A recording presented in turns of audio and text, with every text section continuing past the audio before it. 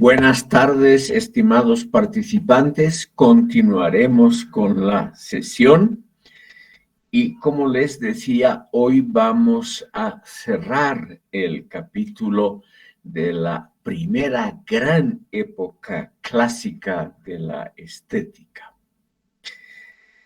Después de Cicerón, estimado público, no tenemos grandes pensadores de la época romana que hayan hecho, así sea en forma muy indirecta, un aporte a la estética.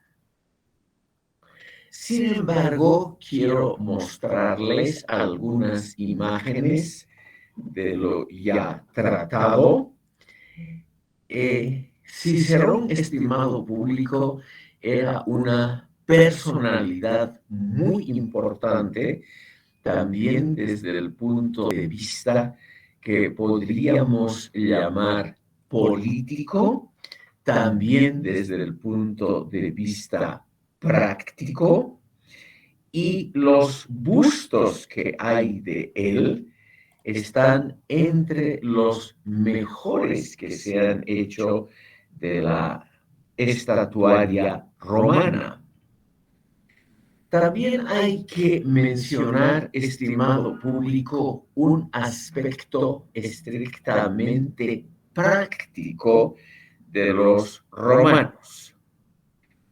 Los romanos no persiguieron a los cristianos por algún elemento dogmático de su fe, es decir, por alguno de los elementos constitutivos de su credo. Persiguieron a los cristianos sola y exclusivamente porque estos se negaban a homenajear al emperador, es decir, al Estado romano. Era un homenaje que había que hacer una vez al año de todos los ciudadanos libres con algo de incienso, una cosa que duraba 2 minutos. Los romanos tenían una actitud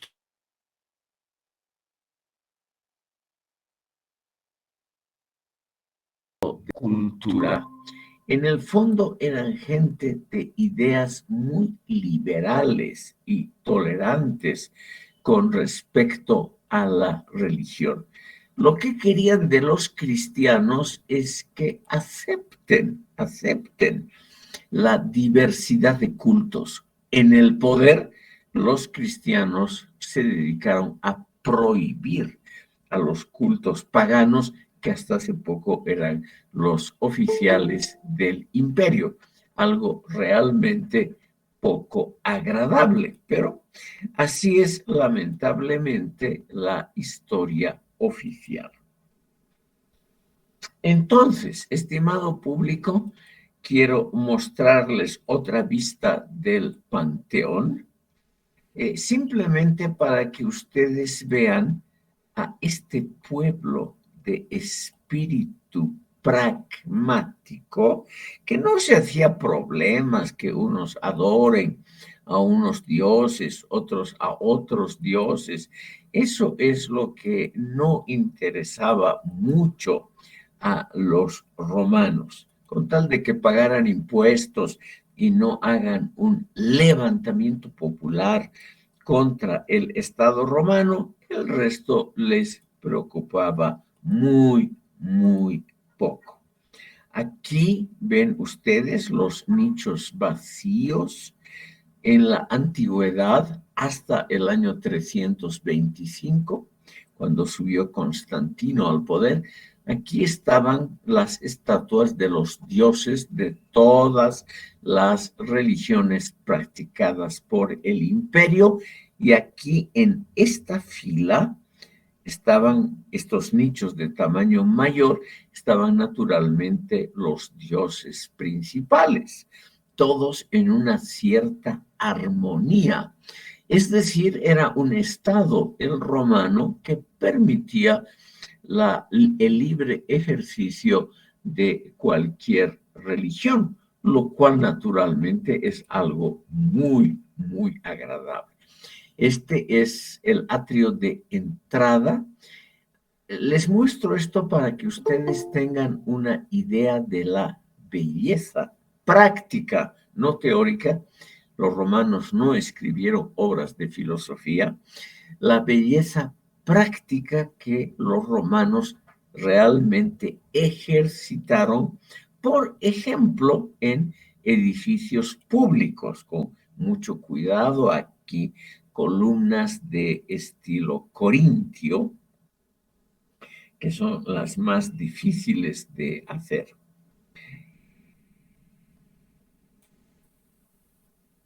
Aquí vamos a ver otras vistas.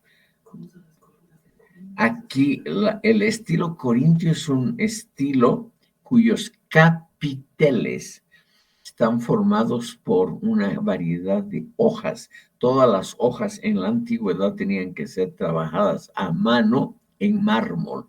Un trabajo muy, muy delicado. Aquí ven los capiteles. Todos tienen unos arreglos que podríamos llamar muy artísticos de hojas que se abren hacia afuera. En realidad, un capitel es algo innecesario. Podría muy bien la columna terminar donde empieza la viga transversal horizontal.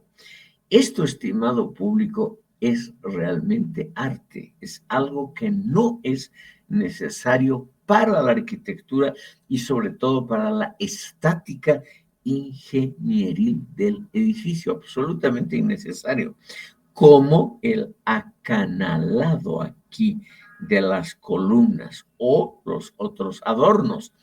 Si ustedes se fijan en esta puerta, que es la principal que da a la sala circular del Panteón, ustedes ven que hay muchas líneas trabajadas. Todo eso es simplemente un adorno estético para realzar la puerta. No tiene ninguna función de estática, sino es solamente estética. Los romanos, estimado público, no de ninguna manera han trabajado esa temática. Aquí pueden ver ustedes un templo, el templo de Baalbek, que hoy está en el Líbano. El Líbano, estimado público, es hoy un país árabe situado en la costa del Levante, o sea, en la costa que se comparte con Israel y con Siria, en el extremo oriental del mar Mediterráneo. Y en ese lugar, en esa época, muy alejado y sin importancia para la vida económica o cultural o para la vida religiosa del Imperio Romano.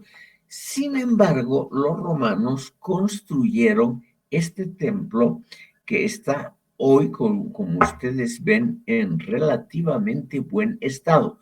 Solamente el techo, que siempre es lo más delicado, se ha venido abajo, pero aquí podemos ver cómo eran las columnas, la parte interior del templo, que es una especie de moldura que encierra el monumento principal. Es un templo dedicado a Zeus, a Júpiter. Y ustedes ven, inmediatamente después empiezan las edificaciones modernas en la ciudad de Baalbek. Aquí tienen ustedes una vista del interior del templo como está hoy.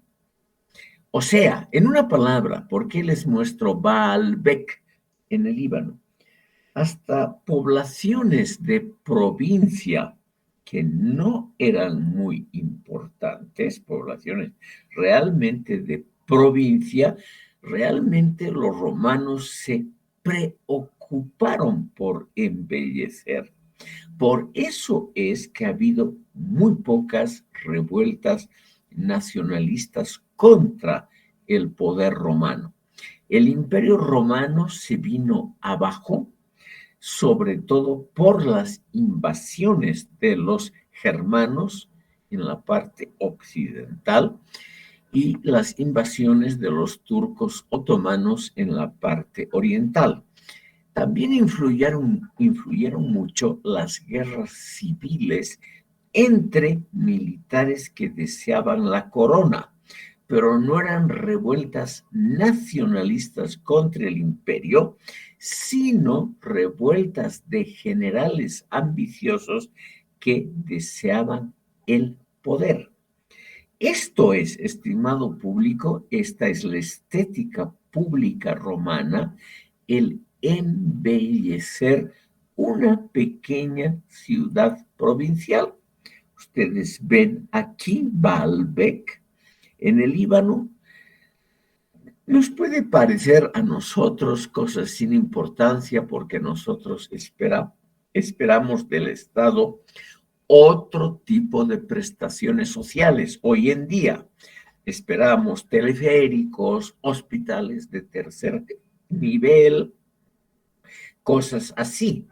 Pero en la antigüedad no había ni teleféricos, ni ferrocarriles, ni internet hasta el último lugar, ni cosas así. Entonces, la única forma en que el Estado podía brindar un pequeño momento de placer, de regocijo a sus ciudadanos era naturalmente mejorar el ambiente público con algo de estética. No existe ningún documento filosófico que nos diga cómo tienen que ser este embellecimiento del espacio público. Es simplemente el deseo romano de hacerlo, pero no está respaldado por una filosofía, con unas excepciones que quisiera mostrarles aquí. Estimado público, ha habido en el siglo II después de Cristo, que fue el siglo de la máxima expansión del Imperio Romano y la época de paz más larga, con menos revueltas internas, menor cantidad de invasiones de los bárbaros extranjeros, ese siglo que ha sido el siglo de la paz, de la prosperidad y de la máxima expansión, ha sido el siglo de los llamados emperadores adoptivos. Ha habido 5 emperadores adoptivos durante ese siglo II después de Cristo, cuando los emperadores tuvieron la brillante idea de adoptar al sucesor, no por cuestiones de sangre, o sea, no al hijo o al hermano, sino por el talento. Entonces, los emperadores, estimado público, han sido elegidos por el antecesor porque mostraban algunos méritos para ello. En una de las primeras imágenes les he mostrado al último de estos emperadores adoptivos, que fue el filósofo en el trono Marco Aurelio, que realmente hizo un gobierno muy bueno, un gobierno excelente que ha pasado a la historia como el modelo de lo que es un gran gobernante.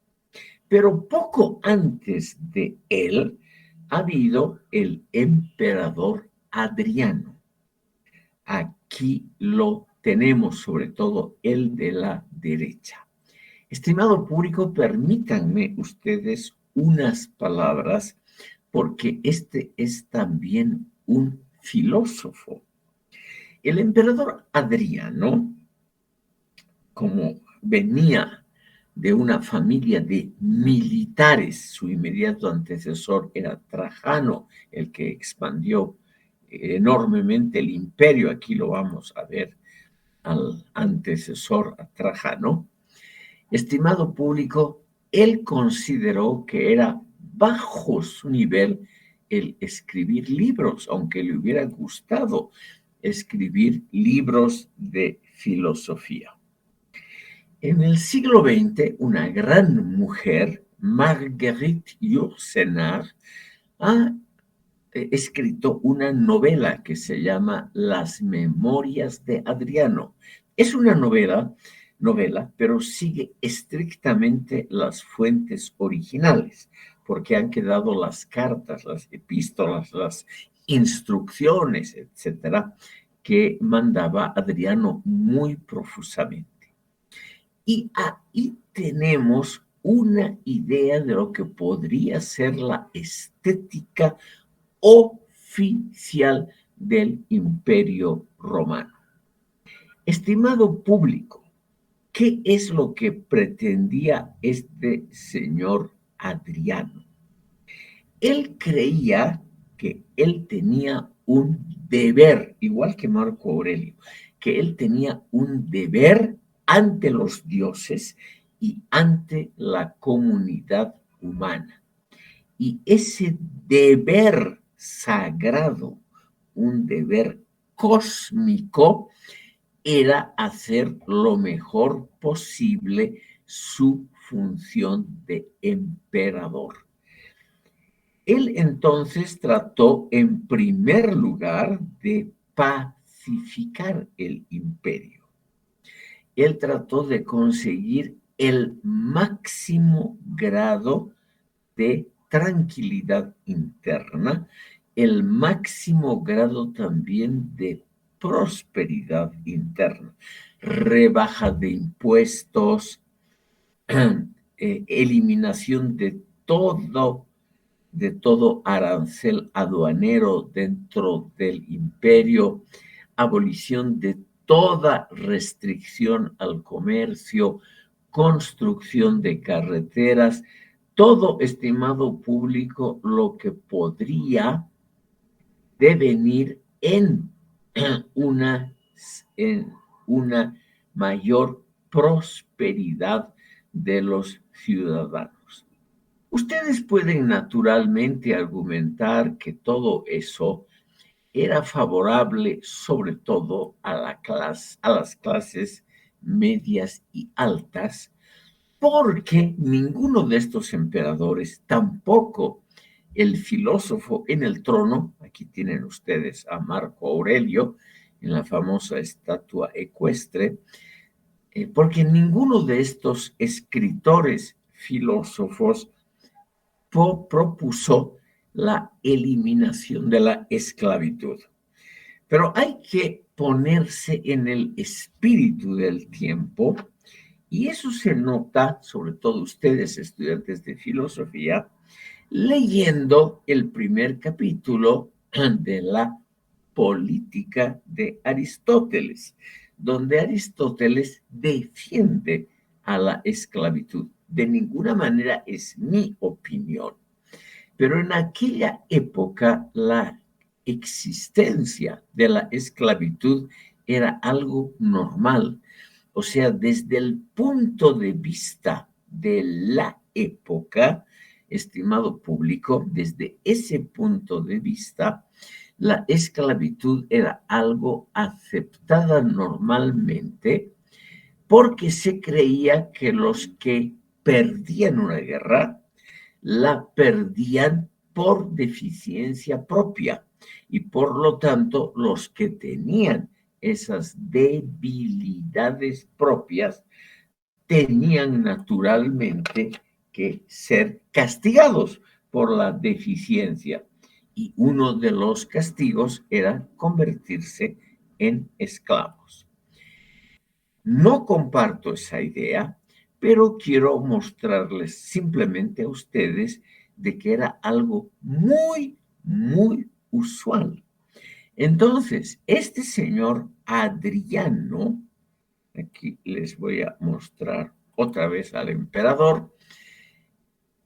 Adriano, estimado público, era un hombre de su tiempo. Entonces, mejoró la suerte de los habitantes del imperio, prohibió matar a los esclavos por faltas, por errores en el trabajo, pero no abolió la esclavitud. Pero hay que reconocer que en su época la gente en general vivió mejor que en épocas antiguas porque él estableció algo así como el bien común, que no es una idea que haya sido ni esbozada ni practicada normalmente en esas épocas. Entonces, aquí tenemos a este pensador y a su predecesor, es el que está a la izquierda, el emperador Trajano. Ven ustedes, un militar severo, pero muy inteligente y muy abierto hacia ocupaciones intelectuales. Lo eligió, por ejemplo, como sucesor a Adriano, que es el que está a la derecha, no porque era un militar brillante, nada de eso. Lo eligió porque era inteligente, nada más. Entonces, estimado público, debemos aquí reconocer que en un cierto tiempo, realmente en el Imperio Romano, ha habido un principio de elección de gobernantes que ha sido relativamente razonable dentro de los modestos parámetros de la época. Adriano era hombre totalmente normal que tenía algunos elementos egocéntricos. Él se hizo construir una gigantesca tumba, un mausoleo que existe hasta hoy y que es el mausoleo que ustedes pueden ver en esta imagen, que se llama hoy el Castillo de San Ángel, que es enorme y que justamente debido a su masividad, al carácter enormemente masivo y muy bien construido, es que ha perdurado hasta nuestros días. Bueno, estimado público, yo creo que con ello podemos dar por terminada esta época romana de la producción de arte y la escasa producción de estética, y nos podemos dedicar, no podemos pasar a algo que ocurrió bajo el Imperio Romano, pero que ya pertenece al comienzo del cristianismo. Así ganamos un poquito de tiempo. El cristianismo en funciones, por ejemplo, gubernamentales, produjo lo que se podría llamar un arte anticlásico. Pero muy pronto los propios cristianos se dieron cuenta de la calidad eximia del arte que hemos visto hasta hoy, del arte greco-latino, y muy claramente establecieron una síntesis, un arte sincretista entre ambos. Ese arte sincretista ha sido lento en formarse, pero las ideas de ese arte sincretista, esas ideas son filosóficamente muy interesantes. Dicho en una palabra, resumiendo todo lo que hemos visto hasta hoy, la cultura greco-latina produjo obras artísticas y literarias de gran belleza.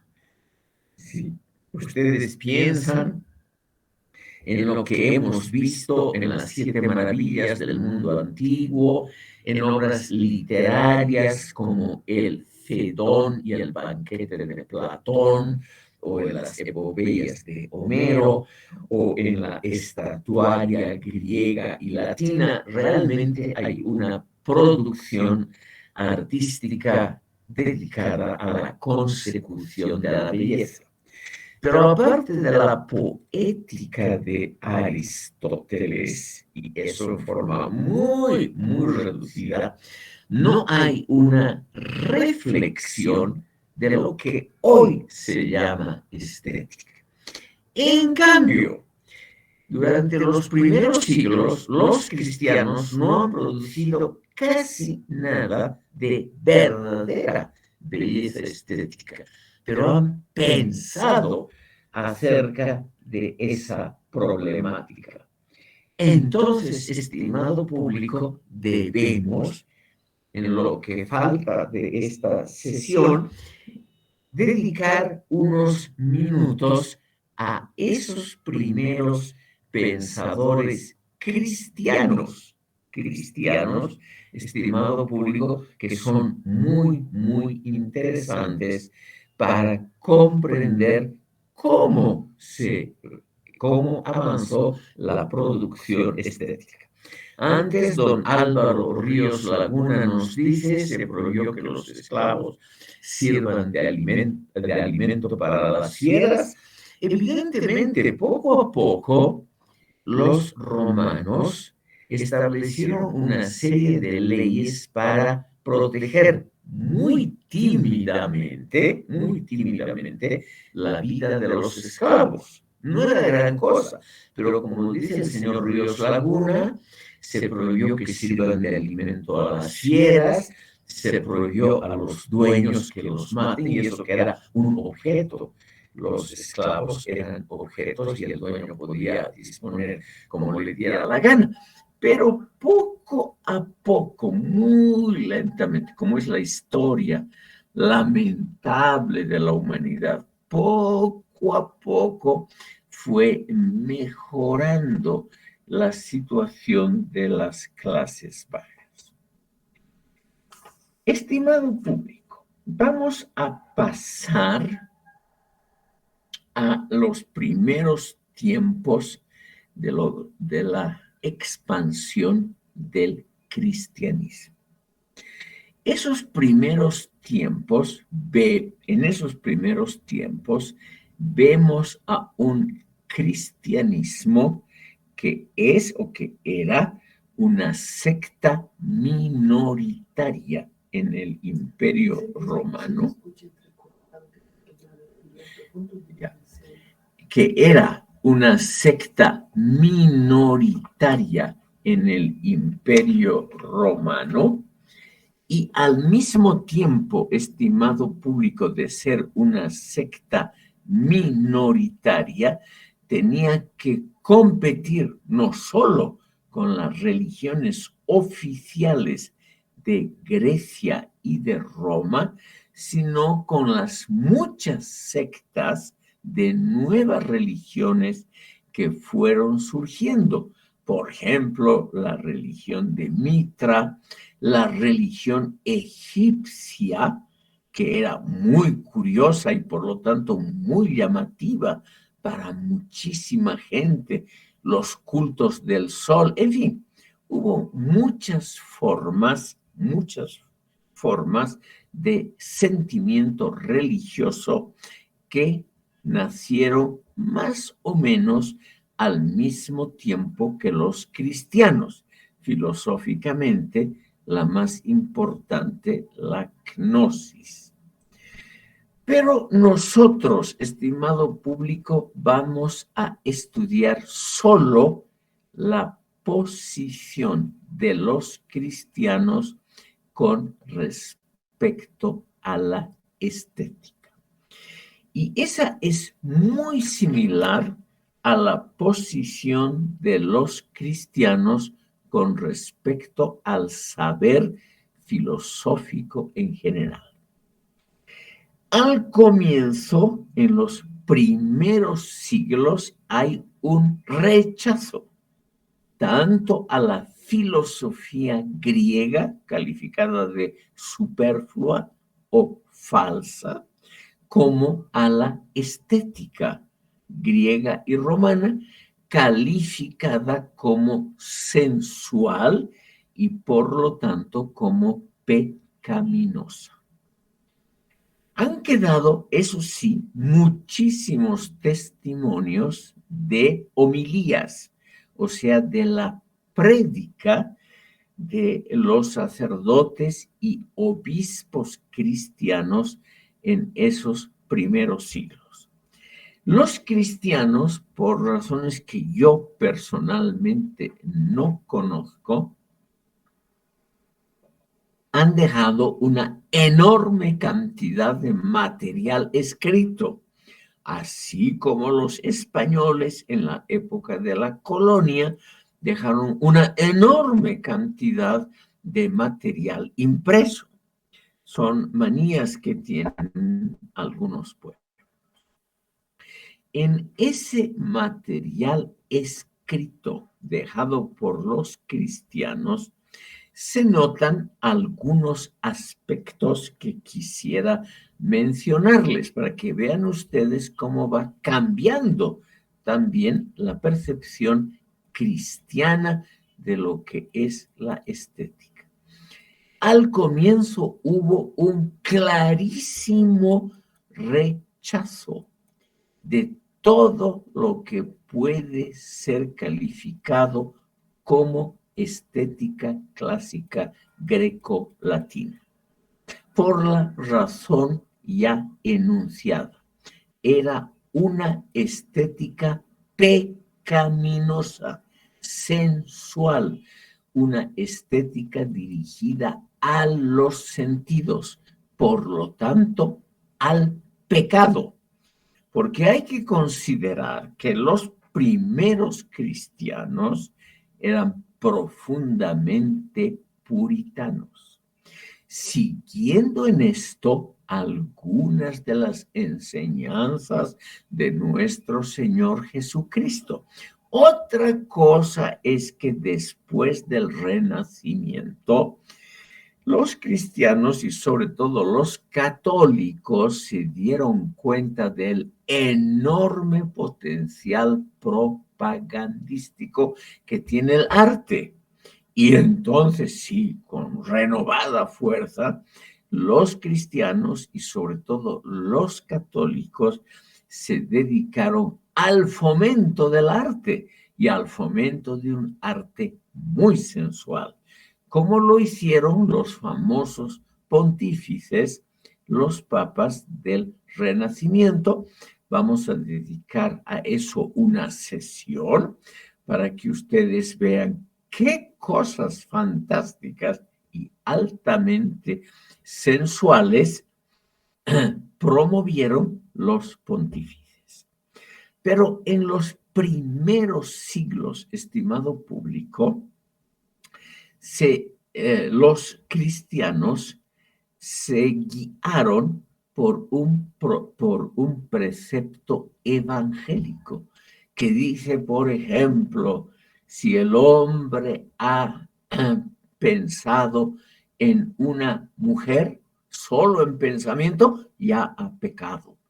O sea, la idea de que basta una pequeñísima alusión estrictamente intelectual, el mero pensamiento dirigido a un aspecto sensual, que eso ya era una forma de pecado muy grave. Entonces, durante los primeros siglos, los cristianos en realidad practicaron formas que hoy podemos llamar puritanas de comportamiento social y por lo tanto condenaron todo espectáculo que sea sensual, condenaron todo intento de ver algo positivo en el arte. Esas pinturas y esas estatuas de bellas mujeres desnudas, eso era naturalmente el colmo del pecado. Ese gasto gigantesco en bellos edificios, por ejemplo, esos esas maravillas del mundo antiguo, el templo de Artemisa en Éfesos o el templo de Zeus en Olimpia, todo ello les pareció que era un dispendio escandaloso, escandaloso, es decir, que causaba un rechazo público por ser innecesario, habiendo necesidades mucho más importantes. Aquí vemos claramente una tendencia que se ha sido llamada puritana socialista entre los primeros cristianos. Lo mismo con respecto a la filosofía.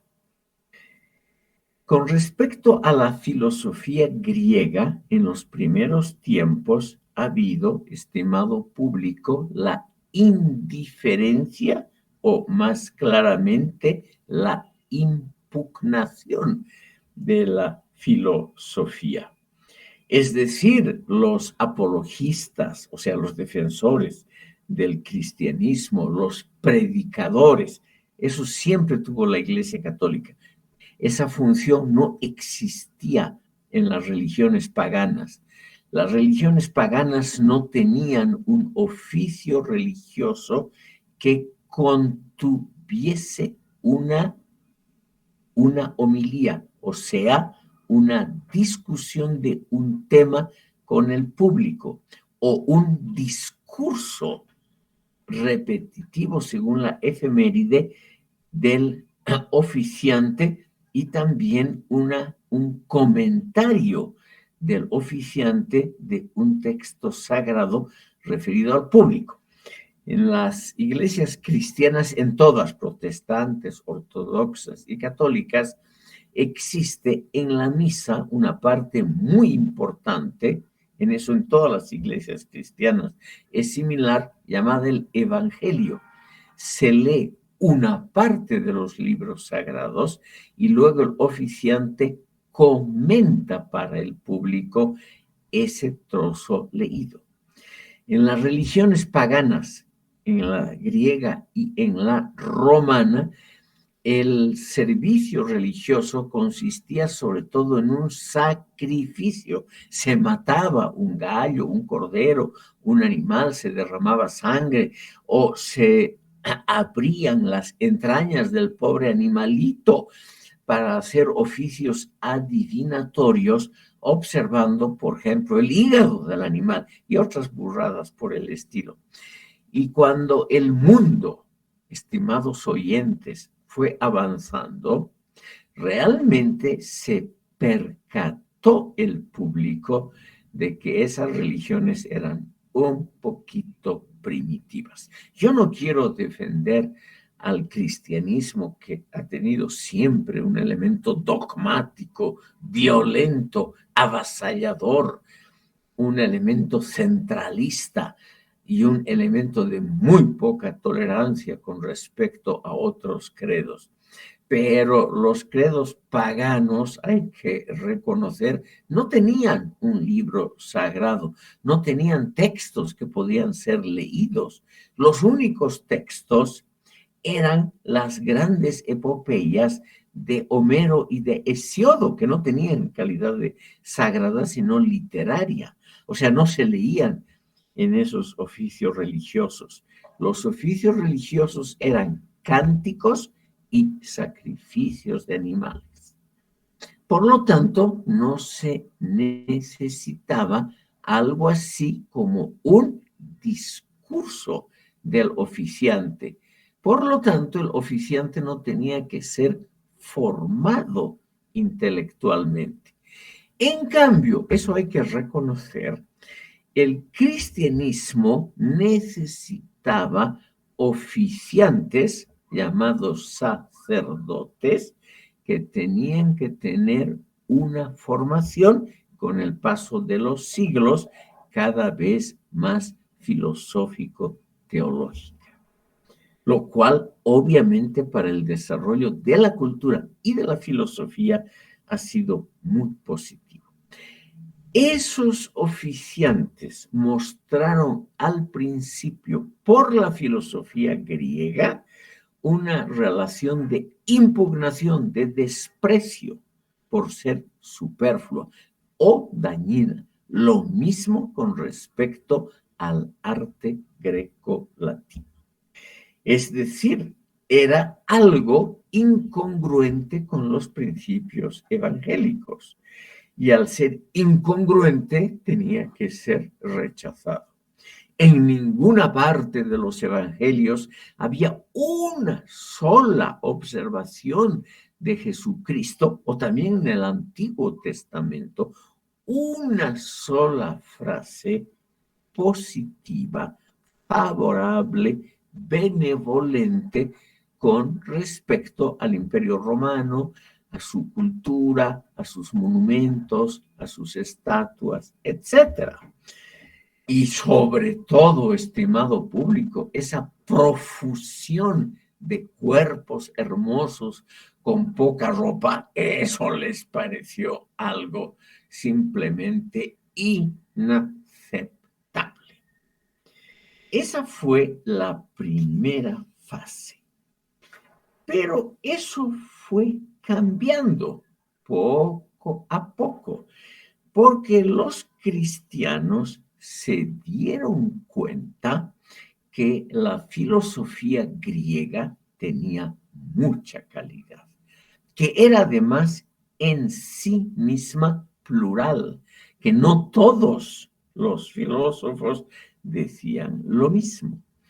Entonces, estimado público, los cristianos poco a poco empezaron a aceptar partes de la filosofía griega. Siguieron enemigos del sensualismo, siguieron adversarios sobre todo del arte griego romano. Pero poco a poco se dieron cuenta de que la cultura greco-romana también presentaba cosas aceptables. En el campo artístico se dieron cuenta que la basílica, la construcción del templo greco-romano, tenía una enorme ventaja, que era la de reunir a un grupo muy grande de feligreses, pudiendo reunirlos, y que era mucho más cómodo para el oficiante que hablar, por ejemplo, en una plaza pública, o cuando era perseguido, hablar en una explanada alejada o algo así. Se dieron cuenta que el templo, la basílica, era realmente una cosa útil para los fines de la iglesia cristiana. Y entonces adoptaron como primer elemento la arquitectura del templo, como si fuese algo propio de los cristianos. Basílica ha pasado a ser, como ustedes saben, un término absolutamente aceptado por la Iglesia Católica y cristiana, pese a que es un término de arquitectura estrictamente pagano. Lo mismo ocurrió con la filosofía. Se dieron cuenta que había elementos que no estaban reñidos con la religión, cosas técnicas, por ejemplo, la lógica de Aristóteles o los estudios de Aristóteles sobre zoología y botánica o sobre meteorología, etcétera. Entonces, poco a poco ocurrió lo mismo que con la filosofía y el arte. Se empezaron a aceptar fragmentos de esa cultura pagana que al principio fue combatida. Yo quisiera mencionarles, estimado público, a dos pensadores de la primera época, porque ambos no han escrito explícitamente sobre estética cristiana, pero sobre temas afines que nos dan ya un punto de vista muy interesante que tenemos que estudiarlo porque ha durado siglos. Aquí les menciono a San Clemente de Alejandría. Este es el podríamos llamar, teólogo de importancia filosófica, San Clemente de Alejandría. Este señor vivió entre el 150 y el 215 aproximadamente después de Cristo. Ya no hay fechas exactas. Ustedes, en la cuestión de fechas hay que comprender que cuanto más alejado está del tiempo actual, menos exacta es cualquier datación. Cualquier datación es insegura. Clemente de Alejandría nos ha dejado un texto de alto valor filosófico llamado Strómata. Strómata, en griego, estimado público, significa tejido, tejidos en plural, ¿ya? Tiene una alta calidad literaria y es un texto dirigido a los griegos que todavía no son cristianos, postulando el carácter complementario de la cultura cristiana y de la greco-latina. O sea, aceptando gran parte de la cultura greco-latina y tratando de combinarla con la cultura cristiana. Es el primer intento filosófico de hacer una síntesis y mostrando, estimado público, que esa síntesis, que ese sincretismo, o como podríamos decirlo también en términos estrictamente culturales, que ese sincretismo es posible y necesario. O sea, la historia, según San Clemente de Alejandría, nos lleva siempre a procesos sincretistas, nos lleva siempre a mestizajes, lo cual es una idea muy interesante. La historia universal avanza, es una idea dinámica de la historia, no es una idea estática, sino es una idea que luego la retoma San Agustín, el gran inventor en el fondo de la concepción dinámica de la historia, que lo vamos a tratar en la próxima sesión porque es muy importante también para el arte, San Agustín, pero siempre hay un antecedente, siempre hay alguien que ha pensado por lo menos una parte de la originalidad de algún pensador posterior. Siempre hay antecedentes. Y este tipo, relativamente desconocido, ustedes no tienen por qué acordarse tampoco de él, solo que hay siempre antecedentes a cualquier idea. Y aquí tenemos a San Clemente de Alejandría del siglo II después de Cristo, que realmente nos propone una visión dinámica de la historia y una visión sincretista de la misma. ¿Qué nos dice él? Él nos dice la cultura grecolatina es algo complementario con respecto al cristianismo y viceversa. El cristianismo aporta aquello que no tiene la cultura greco-latina.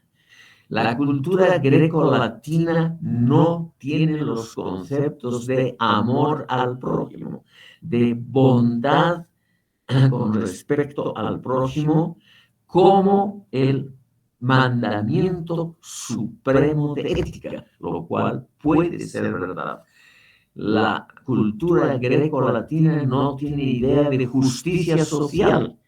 En cambio, la cultura cristiana es aquella que refuerza la idea de amor al prójimo, justicia social, etc. Es una idea muy interesante que dice, que postula San Clemente de Alejandría. Y el arte serviría, estimado público, como vehículo para popularizar la doctrina cristiana. Idea que sigue hasta el Renacimiento. En el Concilio de Trento, por ejemplo, que es el gran concilio de la Contrarreforma, contra las ideas puritanas y calvinistas de eliminar el arte en las iglesias, la Iglesia Católica decide fomentar más bien el arte por su facultad de propaganda, sobre todo ante aquellos que no saben leer y escribir o que no tienen la costumbre de pensar, que no son filósofos, la inmensa mayoría. El arte puede ser muy útil como instrumento de propagación de la fe, siempre que sea un arte no sensualista.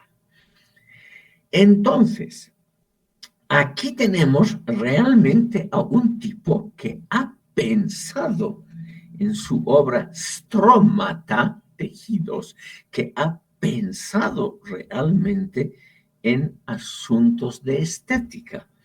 Y este señor separa dos formas de estética. Una forma aceptable. Esa forma está contenida, por ejemplo, en la arquitectura, en las basílicas, en las grandes construcciones, por ejemplo, acueductos, etc. Y una forma inaceptable, porque esa forma de arte se dedica a acentuar lo pecaminoso del ser humano. Y esa forma es el arte erótico o el arte que se acerca a elementos eróticos. Entonces, aquí viene algo que la Iglesia, estimado público, ha practicado hasta hoy. Se acepta al arte si el arte está al servicio de la Iglesia, o por lo menos si es un arte neutral, como la arquitectura, que no interviene en los sentidos, que no refuerza los sentimientos pecaminosos que tenemos los seres humanos. Y se prohíbe solamente aquel arte que incita a los pecados, sobre todo a los pecados de la carne, los pecados altamente sensuales. Por eso es que hasta hoy eso es realmente el núcleo de la posición estética de la Iglesia Católica y corresponde naturalmente a principios de la estética clásica, a mandamientos de la estética clásica que tenemos que considerar porque han tenido una influencia muy grande. Ese combate al sensualismo, ese combate al arte erótico o ese combate a todo arte que pueda despertar sentimientos sensuales, estimado público, es algo que está presente en muchas culturas de la actualidad. como por ejemplo en el mundo islámico, pero también en el ámbito del Asia Oriental. Esa gran nación que es la China, estimado público, tan exitosa en el campo, por ejemplo, del comercio y de la industria.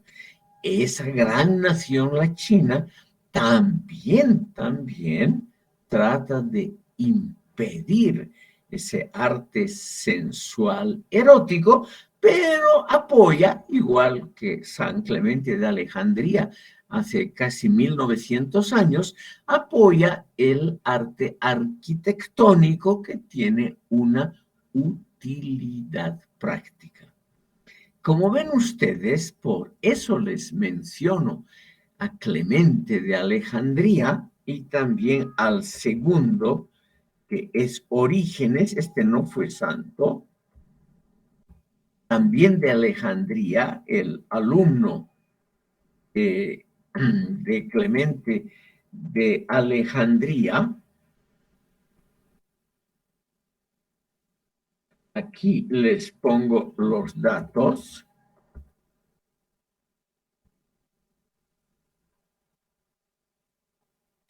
Filosóficamente, Orígenes es más importante, pero el pensamiento muy original, muy original, es de San Clemente de Alejandría. Orígenes, estimado público, cree que los evangelios son realmente la base de la filosofía cristiana, la base indubitable, el instrumento de la percepción correcta y de la comprensión racional, porque Dios creó el mundo racionalmente.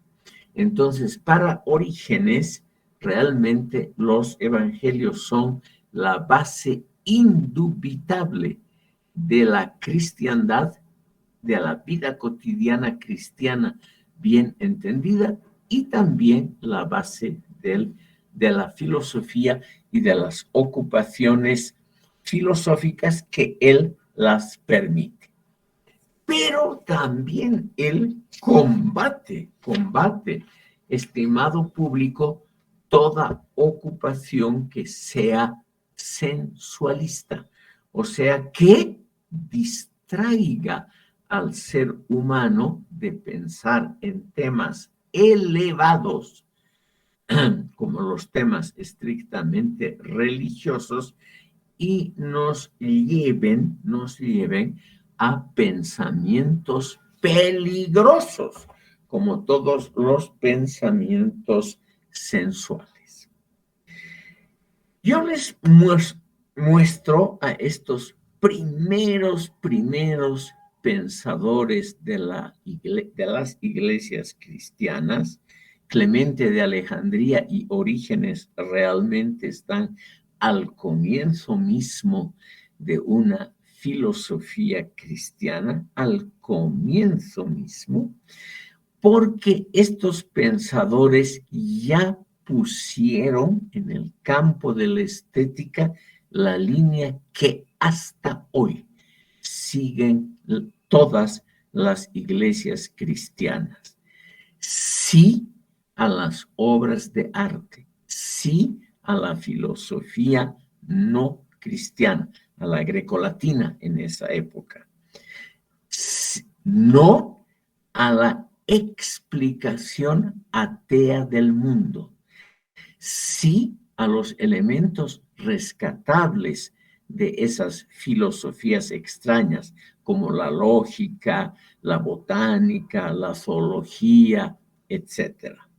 Entonces, estimado público, aquí realmente vemos cómo estos pensadores cristianos, hoy olvidados en cualquier libro de filosofía actual, llevan una vida muy secundaria.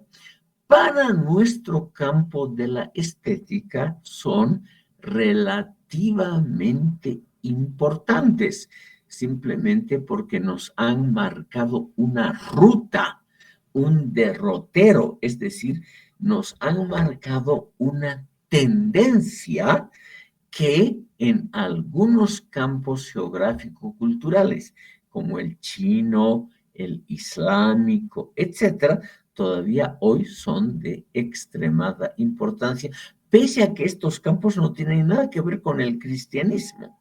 Pero esas ideas de que hay que separar entre el buen arte, el arte que puede ser usado sin que peligre nuestra alma, y el arte que debe ser rechazado porque hace peligrar nuestra alma, porque nos seduce hacia el pecado, hacia el mal, hacia la sensualidad, etcétera. Esas ideas, estimado público, están vigentes todavía hoy y son discutidas hoy. Y lo mismo puede decirse de importantes fragmentos de toda filosofía.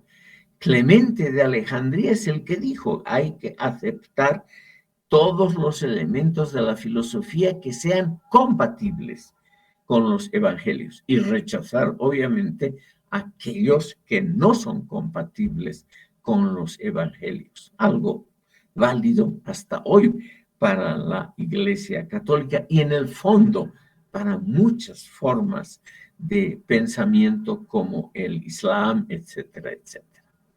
Bueno, estimado público, como es algo más de la 1:30, aquí vamos a detenernos. Pregunto si hay impugnaciones, comentarios, dudas. Doctor, Algo así, disculpe, siga, doctor, disculpe, quiero hacerle una consulta, una pregunta. por favor. Usted manifestaba de que creo es la reunión de Trento, ¿cómo se llama? Concilio de Trento. Perdón, el concilio de Trento, donde habían acordado de que deberían retirar las imágenes de las iglesias, de los templos, y por el contrario, más bien apoyaron de que haya más imágenes para poder hacer llegar a las personas que muchas veces algunos no podían leer, no podían entender claramente. Es decir, las imágenes en las iglesias han dado lugar para que la gente pueda conocer más del tema, en este caso del catolicismo. Pero solamente ha sido hasta ese límite, o como ahora acá mucha gente en la iglesia van, se arrodillan, le piden, yo no sé si están enfermos, le piden que los cure, si les falta dinero les piden que bueno, un milagro aparezca. O sea, eso contradice de pleno a la principal función por la que fueron creadas estas imágenes, doctor. Gracias, señor Arano. Es una pregunta muy interesante y al mismo tiempo muy compleja. Cuando hubo a partir de 1517 la reforma luterana, esta produjo, como todo movimiento, tendencias muy radicales. Las más radicales, las llamadas calvinistas, que fueron sobre todo fuertes en Suiza, en Holanda y en algunos lugares de Alemania. En la próxima sesión yo les voy a contar, porque es muy interesante la relación de estos radicales con el arte. Estos calvinistas, zwinglianos y otras tendencias ultra radicales querían prohibir toda forma de representación de Dios. Y en eso también se unen con las tendencias iconoclastas del Islam. En el Islam, en toda mezquita, usted va a notar mucha decoración geométrica, muchas figuras entrelazadas, muchísima decoración que son en el fondo variantes de la gráfica, de letras del árabe muy estilizadas que adornan paredes, frisos, etcétera, pero en una mezquita hasta el día de hoy usted nunca va a encontrar, está totalmente prohibido, una representación de Mahoma, del gran profeta, ni menos de Alá, del Dios, absolutamente nada. Entonces, en todas las religiones ha habido esa tendencia iconoclasta a evitar la representación de Dios, porque Dios es tan elevado, tan complejo, que no puede ser representado en las pobres imágenes humanas. El Concilio de Trento, que es varias décadas posterior a la Reforma Protestante, decidió lo contrario, decidió permitir y fomentar la representación de imágenes, porque eso ayudaba primero a la fe, ayudaba a que uno conozca cómo es la fe, etcétera, y segundo, porque eso también daba de comer a muchos artistas. Y en eso la Iglesia Católica, creo yo, ha tenido una buena idea. No se puede prohibir la representación artística de nada. El señor Arano, sin embargo, va un paso más adelante y nos dice, hoy en día, o mejor dicho, desde hace siglos y también hoy, muchos creyentes adoran a los santos y adorando a los santos pasan a adorar a las imágenes como si las imágenes fueran divinas y pasan a pedirles favores, intercesiones a las imágenes como si éstas tuvieran alguna fuerza. Eso es la derivación inevitable de cualquier credo religioso. Eso no se puede evitar. Y eso la Iglesia Católica simplemente no condena porque es una práctica muy, muy usual en todos los continentes. Señor Arano, la gran ventaja del catolicismo sobre otras religiones es una ventaja pragmática. El catolicismo es una conjunción entre una religión monoteísta, como era el cristianismo primitivo, con concepciones politeístas, muchos dioses, como eran las religiones paganas.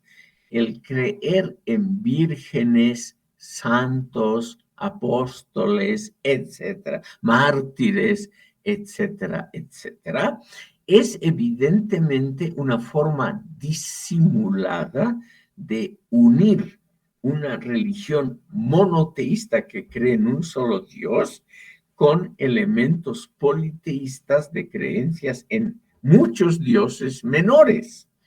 Entonces, aquí tenemos en el catolicismo realmente algo de sincretismo, o sea, de mezcla, que puede parecernos a veces muy ridículo, como esa gente que cree que la imagen puede producir milagros. Pero eso, señora Arano, no se puede evitar. El ser humano necesita creer en algo y sería una gran arrogancia de nosotros el prohibir, sobre todo a la gente sencilla, prohibir que crea en algo que le da tranquilidad, en algo que le da por lo menos una paz de espíritu temporal. Tal vez gracias, doctor, le quedo muy agradecido. A usted, señora, ¿alguna otra pregunta, consulta? Si no, estimado público, nos veríamos el próximo miércoles. Yo les deseo un buen almuerzo. Me despido entonces. Hasta luego, doctor. Gracias, muy amable. Muy gentil. Gracias, doctor. Hasta luego. Gracias, doctor. Hasta luego. Hasta luego a todos. Hasta luego.